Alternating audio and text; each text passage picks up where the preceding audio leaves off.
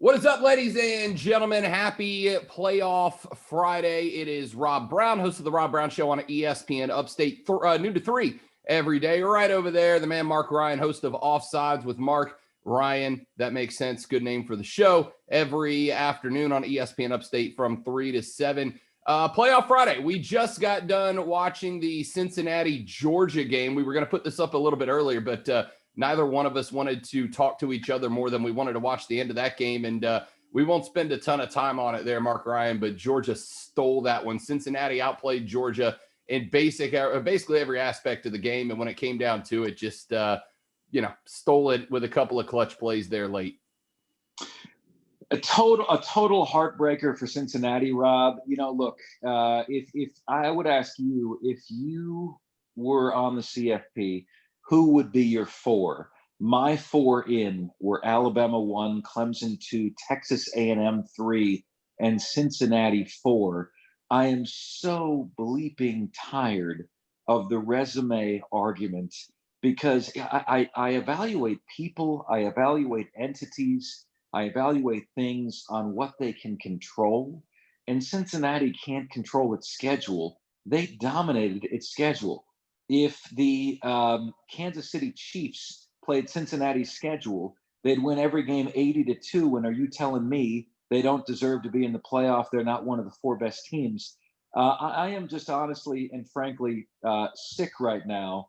And now Georgia's going to get a safety to win the game 24-21. My heart breaks for Cincinnati. I hate Georgia with the fire of 1,000 suns. And then the Bulldogs find a way to win this game. Basically they only led with 2 seconds left in the game. Yeah. And that's it.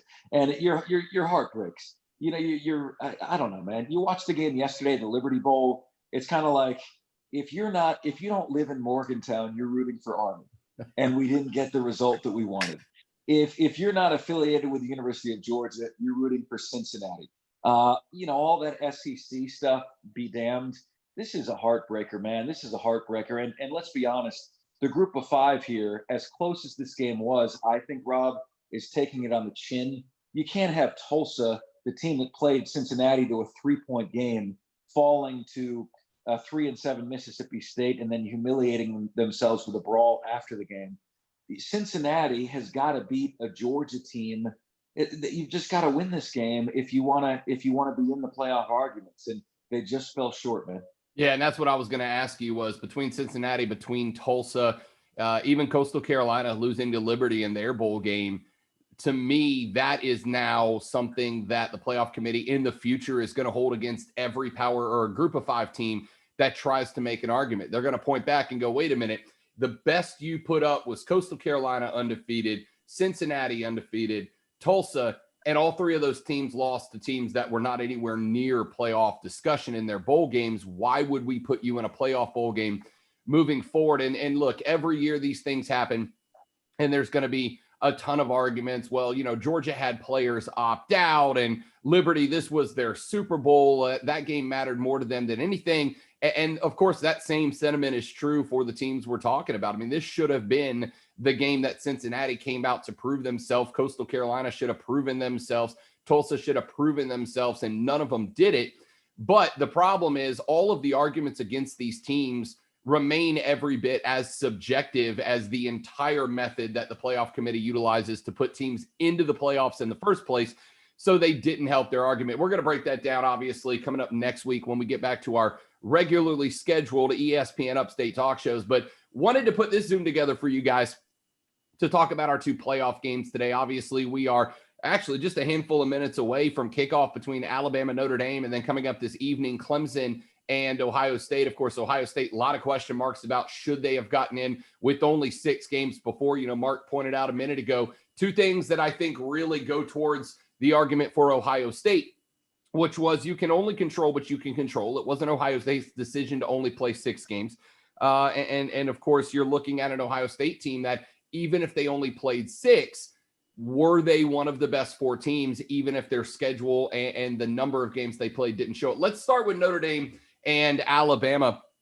Between the two games, This one to me just has blowout screamed all over it. I don't see Notre Dame's an interesting team to me, Mark, because in many of their biggest games, including that win over Clemson, Notre Dame was a team that played incredibly efficient football. It wasn't always spectacular. There weren't a ton of fireworks, but Ian Book played very efficient, almost flawless football in many of Notre Dame's biggest games. Their defensive line was really able to remove just about every running back they faced, including some big ones from the discussion. This is a Notre Dame team that has to take Najee Harris away from Alabama and force Mac Jones to win it by himself. The problem is, even if they do that, Mac Jones has got another Heisman finalist at the wide receiver spot in Devontae Smith that he can still throw the football to. It seems like no matter what aspect, if Notre Dame does this perfectly, Alabama's got a counterpunch that most teams don't have. We could spend all day breaking this one down, but at the end of the day, this one just looks like a blowout to me. No, it doesn't. And I will tell you, Notre Dame has a better chance of pulling the upset over Alabama than Ohio State does over Clemson. That is my belief. I honestly believe that, Rob. And I believe this is going to be one of those games that's closer than the experts think. Gun to my head, who do I pick? Life savings on the line. I'd go with Alabama. But honestly, how does the SEC look to you in this bowl season? How are they looking? Are you impressed? They look like Alabama and everybody else. Okay, well, how did Florida do against Alabama? Pretty well, right? Pretty good. 52 to 46. Yeah, right? but this is where I'm going to make that same argument, which was that was Florida's Super Bowl. Everything was on the line for Florida in that game. Yeah. The same is true for Alabama. What did it mean for Florida to beat Oklahoma, if we're being honest? Right? Not a damn thing other than a little bit of school pride, which great. Right. But all season long, with the exception of that game, Alabama has been elite. But what do you need? What do you need as a team to be able to be competitive with Alabama? Well, you need a historic offense, which Florida had. Okay, you have to be incredibly elite at one side of the ball. Nick Saban said they did not have the personnel to match up with Kyle Pitts, Kadarius Toney. But you also, another way to do it is you have to have a very good defense. You have to be fundamentally sound. You have to be good on the lines of scrimmage. What is Notre Dame, man? They're really good on the lines of scrimmage. They have a great offensive line. They have a fundamentally sound defense. They had their worst game of the year against Clemson. The last time around, Clemson is incredibly familiar with them by this point. I just think Notre Dame, with a lot to prove, the SEC, Alabama having a vulnerable defense. Remember that, Rob. They have a vulnerable defense this year. You can score on Alabama this year, which is, what we couldn't say in the Leonard Fournette era at LSU.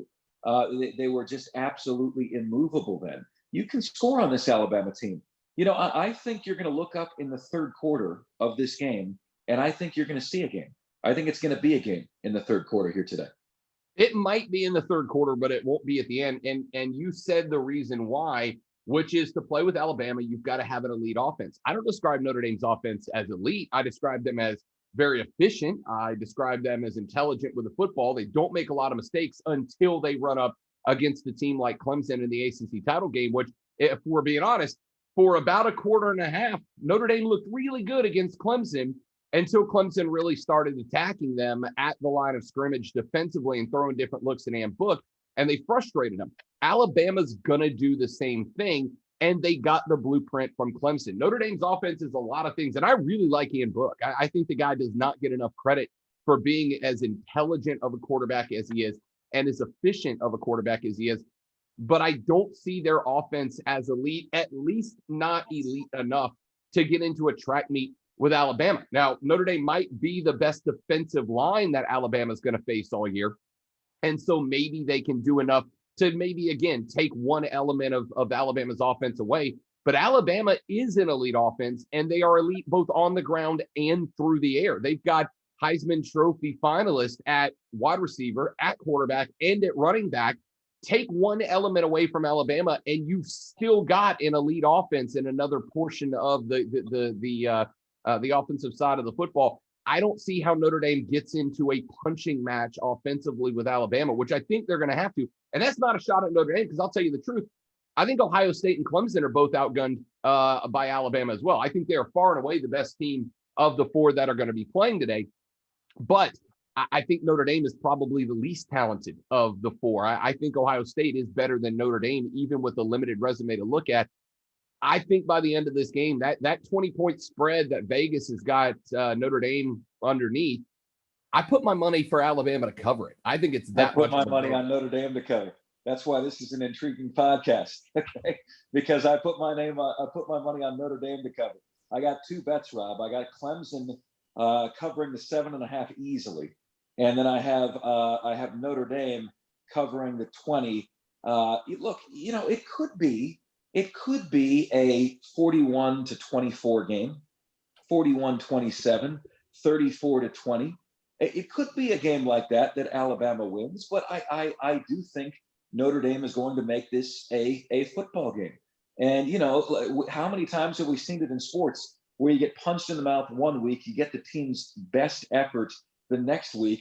I think you're going to see Notre Dame's best. I think they're capable of playing a fundamentally sound, zero turnover, ball control game that prevents Alabama from running away from this thing.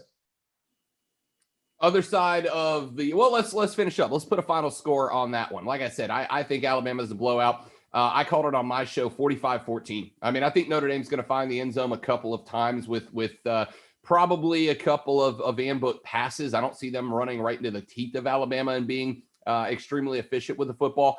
But when it's all said and done, at some point, it's either going to be Najee Harris or Mac Jones that are going to have a 200 spot minimum behind them, whether it's rushing or passing. And I think you're going to get a little bit of everything. Nick Saban's going to have this team playing very balanced, if only because he's going to tell Notre Dame, you're not going to focus on taking Najee Harris away and forcing us to pass. You're not going to take Mac Jones away and forcing us to be one-dimensional. He's going to stay balanced, and I think it's going to end up ultimately frustrating Notre Dame's defense. I've got this one 45-14, Alabama over Notre Dame. I'll go with 36-24. Alabama over Notre Dame in a game, again, where I think Notre Dame earns some respect because, frankly, they need to. They have no leg to stand on, man. If you're right, if this is 45-14, I never want to hear the argument for Notre Dame again, and they darn well better never get the benefit of the doubt again. How many years? It's almost like, Notre Dame has to provide a reason not to include them, for them not to be in. And, look, man, since when did our system for the playoff and our system for the bowl season become one where what you did last year is how it determines your chances of qualifying the next year? We saw UCF higher than we expected earlier this year. Why? Because they had earned it in previous seasons. When did this become about previous seasons? Isn't the beauty of college football that each season stands on its own? I am frankly floored by this development. Ohio State got in on the assumption of what they were last year, right? Notre Dame gets in on the brand. And it's just incredibly frustrating to me. So, look, I think you and I, the one thing we can probably agree on this game, it's put up or shut up time for the Fighting Irish. Yeah, completely agree with that. Notre Dame's history of getting blown out in these games is going to be either demolished or solidified.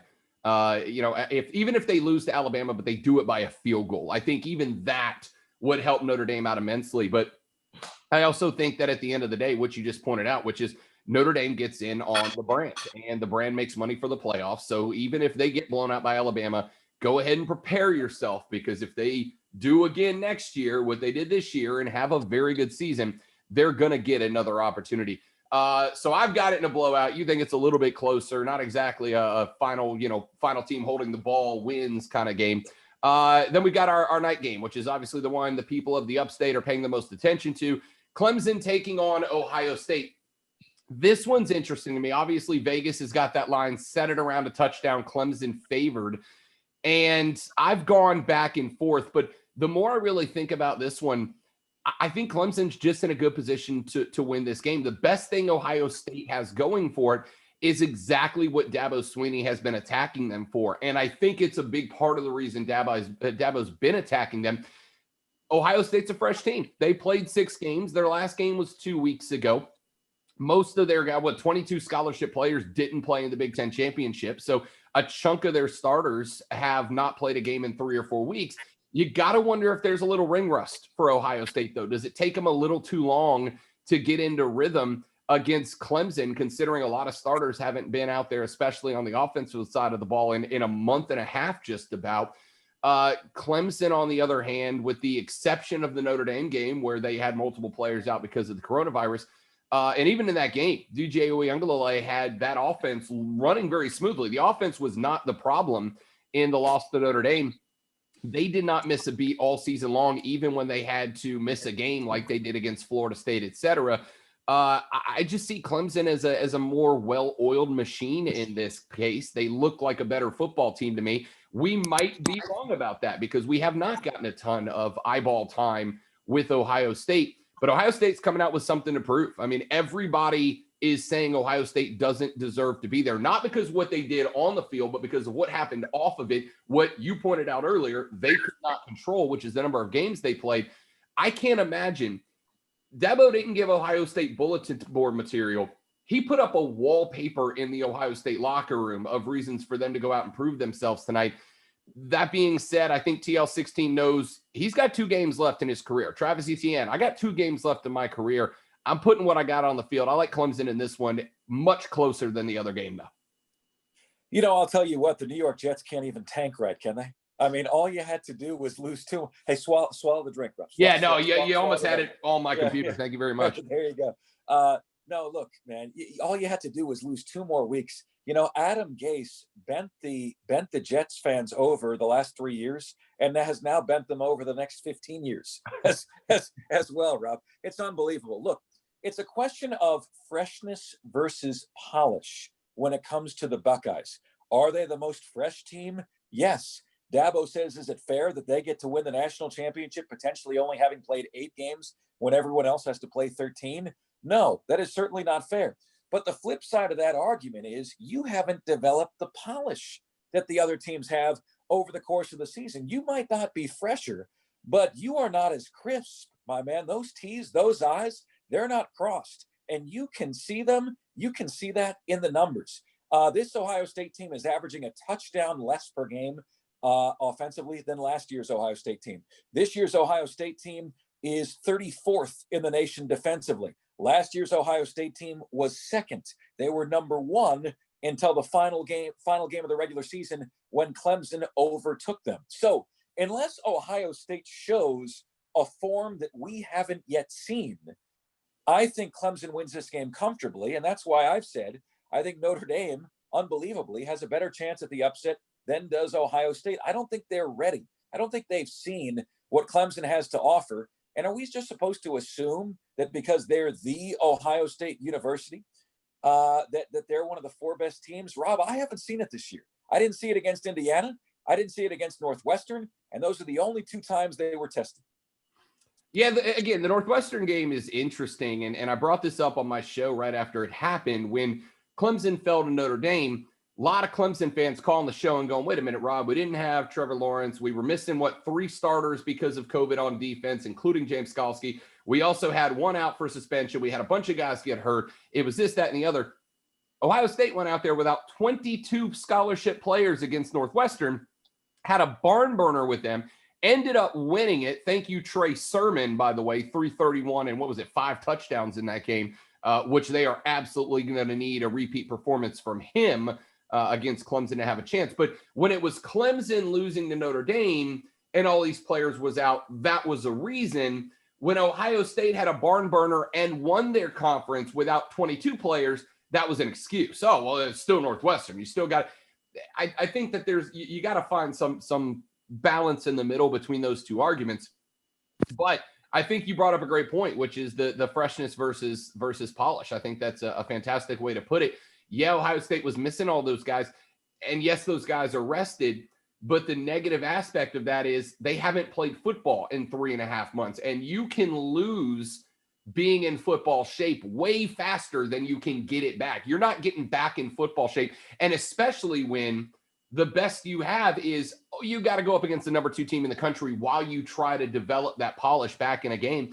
If I'm Clemson, I'm trying to jump up early, and I'm doing whatever I can. I'm being very aggressive offensively in the first half. I want to be up 2 touchdowns going into halftime, because if Ohio State is still in the game in the third and fourth quarter, that's when I think Justin Fields comes alive. That's when I think Trey Sermon's impact on the rushing game becomes a huge part of what Ohio State's to do, wants to do. That becomes the point where they kind of start to get them back into football shape. I want to force Clemson to be one-dimensional. I don't want to have a chance for Trey Sermon to go off in the second half and keep them alive. I want to put it on Justin Fields, who has not been as good as we all thought he was going to be. You have to come out and win that game in the second half. You've got to come out and keep it competitive. If I'm Clemson, if it's 4th and 2 inside of Ohio State territory at the 45, I'm going for it. Yes, I know the field position battle is important in this game, but I am being ultra aggressive. And remember, Tony Elliott, offense coordinator, not there with Clemson. He's in quarantine, which means that it's going to be Dabo making this call. He's got to go out there and really try to put a nail through Ohio State early, get up by 2 or 3 touchdowns going into halftime, and don't let Ohio State get a chance to knock that ring rust off and be competitive in the second half. Make them play from behind. Yeah, the Tony Elliott question is a really interesting one. You know, you talk to some Clemson media types, they say they don't really think it's going to be much of a big deal. Dabo says they've had a plan for that in a glass case the entire season. Those not affiliated with Clemson say, well, wait a minute. You know, when you need a quick call based on what the defense has given you on 3rd and 4, and you're past the scripted point of the game, aren't you going to miss Tony Elliott's presence? I think we're going to see that over the course of this game today. On the Ohio State front, you're right about Justin Fields. Last year, 40 touchdowns, 1 pick heading into the playoffs. You couldn't put up those numbers on the junior varsity mode of any NCAA football video game, right? This year, he's at 15-5. He hasn't been the same. Ohio State's defense, ranked 34th, down from 2nd last year, again, has been significantly worse against, let's be honest, relatively anemic Big Ten offenses. So they certainly haven't seen anything offensively like what Clemson is going to put on them. They also are vulnerable on the offensive line to any sort of exotic schemes that we've seen over the course of the year, not just on their offensive line, Rob, but also in terms of Justin Fields' decision-making. He has struggled with recognizing zone blitzes and exotic blitzes, and you just know that Brent Venables is salivating at the opportunity to have Justin Fields drop another multiple interception game on them. So that's why I think, this one is going to be a disappointment in terms of people wanting a very competitive game. I think if you're right about Alabama, Rob, and if I'm right about Clemson, people are going to be saying at the end of today, man, what are we doing? Do we really need to expand the playoff when we can't even get 2 competitive games in the games we have? Vegas was trying to tell you something all week. When they give you a line of 6.5, right? They're trying to get you to take the favorites. When they give you a line of 7.5, they're trying to get you to take the underdog. There's a reason they're trying to get you to take the underdog. There's a reason that line hasn't really moved, brother. And it's because I think the people in Vegas have a really good sense that this is going to be a multiple score win for the Tigers. Yeah, I agree with it. And again, I think we're more in line with this game. Somebody told me earlier this week, Marc Ryan said this game is a toss-up. And I thought, No. That Diesel told you that, and he misspoke. And by the way, I drilled him about that on the show. I'm like, listen, man, can you stop? Little connection issue. We'll work on getting Mark back. Hang on just a second, see if we can get him reconnected. But yeah, I love that my man's throwing Diesel right up under the bus for that. That's absolutely beautiful. Yeah, again, I think that when it comes down to it, Ohio State is a little bit busted up. By the way, I'm just going to use that picture of Mark forever as his contact in my phone. Look at that guy. Just the salt and pepper beard, the whatever face he's making, absolutely beautiful. Anyway, look, if Mark comes back, we'll let him finish up that thought before we get out of here. But he's got Alabama Notre Dame as a much closer game, probably around a 10, 12-point game. I've got that one as a blowout. I think both of us are leaning Clemson, probably a 10-point favorite in this one. I've got Clemson beating Ohio State somewhere around 45-35. We'll see how it plays out. Anyway, thank you guys for watching. Remember, we will be tweeting along and Facebooking along with these games this afternoon. So make sure you follow our social media accounts. All at ESPN Upstate, at ESPN Upstate on Twitter, facebook.com/ESPN Upstate. We'll be popping up some videos and analysis of these games as they go on this afternoon. Hope that you will join us over there. And of course, make sure you tune in to ESPN Upstate. I'm off on Monday. Mark will be there. Carter Bryant's going to fill in for me on Monday on the Rob Brown Show from noon to 3. And then Mark and Diesel will be back with you from 3 to 7 on Offsides. I'll be back with you on Tuesday, and we'll roll into the new year with our regularly scheduled programming. The Rob Brown Show, noon to 3 every weekday on ESPN Upstate. Offsides with Marc Ryan coming up for you from 3 to 7. Thanks so much for hanging out. Enjoy the games this afternoon, everybody. We'll be back later to break them down sometime in the next couple of days. For Marc Ryan, I'm Rob Brown. We'll see you on the radio.